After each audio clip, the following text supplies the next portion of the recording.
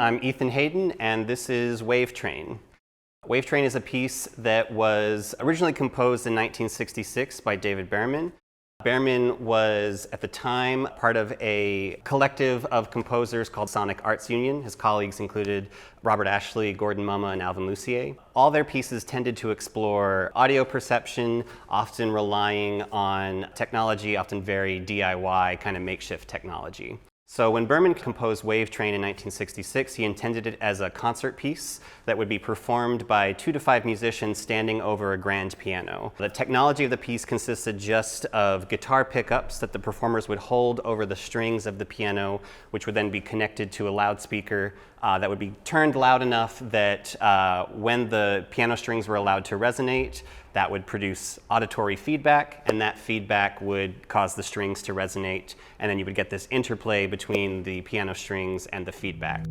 So what I've done here is reimagined Behrman's piece. Instead of it being a concert piece created by performers, it's an installation piece that is realized by a computer. We are using Feed's beautiful upright piano, and I've attached guitar pickups underneath the piano, just tying them in place with string.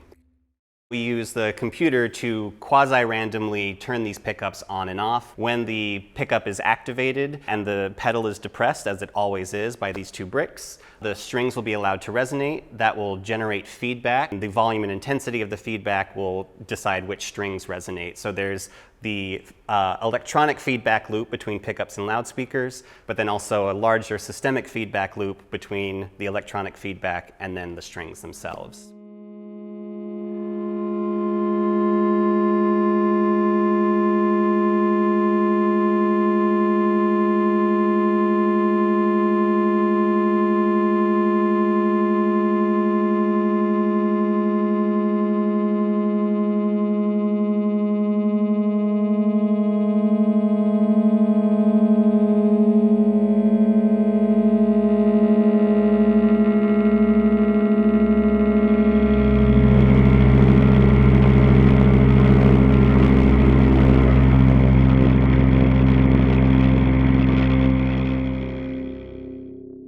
I was really inspired by some of the artists whose work I've seen in Feed and who I've had a chance to work with, folks like Note Peter George and Alex Lone Sav Staley, and wanted to draw on what I've learned from them and also take advantage of some of the other resources here in Feed and add this projection component. I started by wrapping the entire piano in macrame cord. That emphasizes the idea of stringness.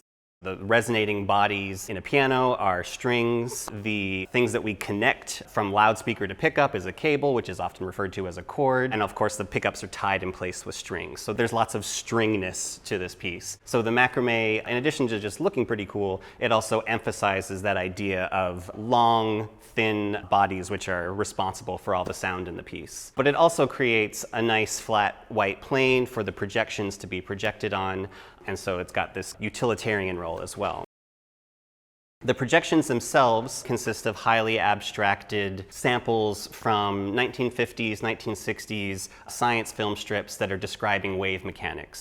Children swinging on swings, illustrating like pendulic motion. You'll see ink blots moving around in a body of water. You'll also see just lots of sonograms representing normal waves, transverse waves, things of that nature. In addition, there are a couple videos that are sampled as kind of homages to Behrman. There is a video of trees blowing in the wind taken from Music with Roots in the Ether, which is Robert Ashley's television opera where he interviewed composers, and the trees are taken from his interview with David Behrman. And there's also a video taken from one of Behrman's performances at the Kitchen in the 1980s, experimenting with a projector throw. So that seemed relevant here to the piece as well. Depending on the volume that the piece is playing at any given moment, it kind of is a piece that one may be led to discover. So depending on where you're standing in the building, you may be able to hear the piece or you may not. You know, the sound travels very unpredictably throughout Feed. It is a piece that you kind of have to explore Feed and you kind of discover as you walk through the space. There's a sense of focus. The space that we have it in with the arch behind it draws the viewer's eye towards the piano with this really large monolithic object, and the darkness and the projections draw one in even further. But the feedback tones, which can often be loud, have an overbearing monolithic quality that can simultaneously push one away while also drawing one's attention. So there's this interplay between focus and repulsion, perhaps, that the viewers might experience and get to play with.